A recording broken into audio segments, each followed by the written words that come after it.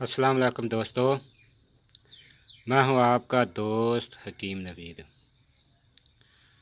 अच्छा दोस्तों, आज हम मीठा ततेलिया को शुद्ध करने की तरकीब आपको बताएंगे। दोस्तों, ये मीठा ततेलिया है, ये एक जहर है।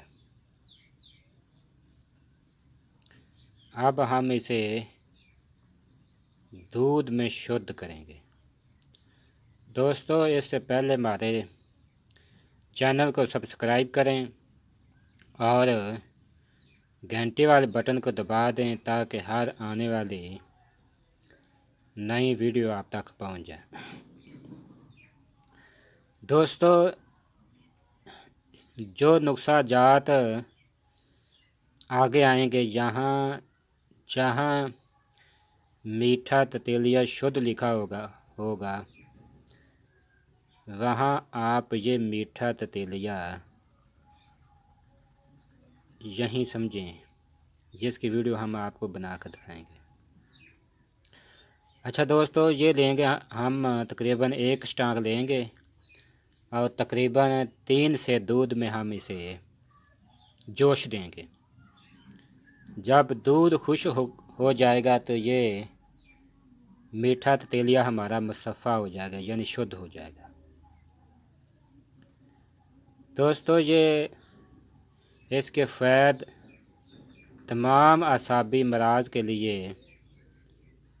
ये लाजवाब और अक्सरी चीज़ है।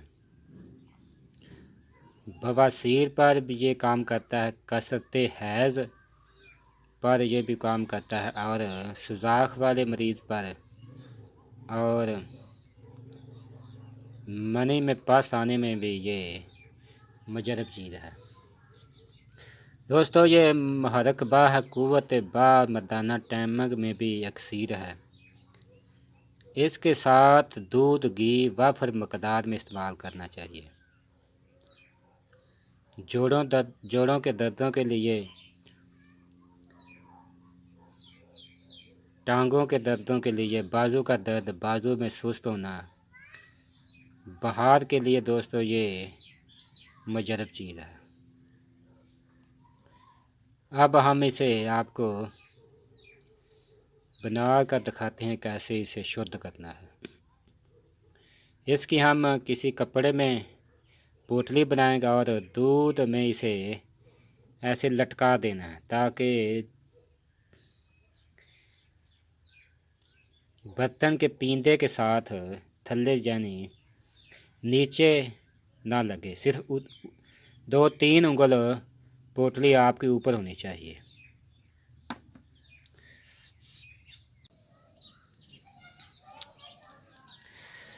दोस्तों, इसी तरह आपने इसे पोटली बनाकर लटका देना है और पतीले के पींदे के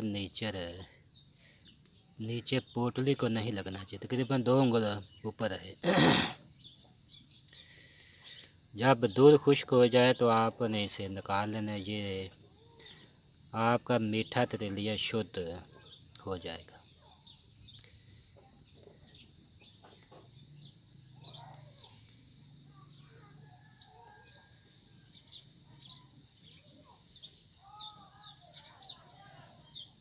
आप जिस नुस्खे में डालना चाहे इसे बखूबी डाल सकते हैं।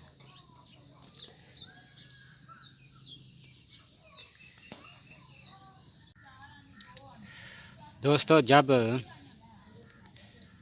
दूध 2 हिस्से खुश्क हो जाए और 1 हिस्सा रह जाए तो फिर आपने इसे उतार लेना है। उतार कर आपने इसे धो लेना है और इससे फिर आपने खुश्क होने पर बारीक पीस लें। किसी भी नुस्खा जात में आपने इसे डालना है तो आप बखूबी बिला झिझक आप डाल सकते हैं। ये शुद्ध मीठा तेलिया हो जाएगा। दोस्तों, जो आगे नुस्खा जात आएंगे यानी हब्बे, नामर्दी और जो भी नुस्खा जात आएंगे उसमें यही मीठा तेलिया शुद्ध हम डालेंगे। जब दूध खुश्क हो जाए तो हम फिर इसे उतार कर धोकर खुश्क कर और बारीक पीस लेंगे।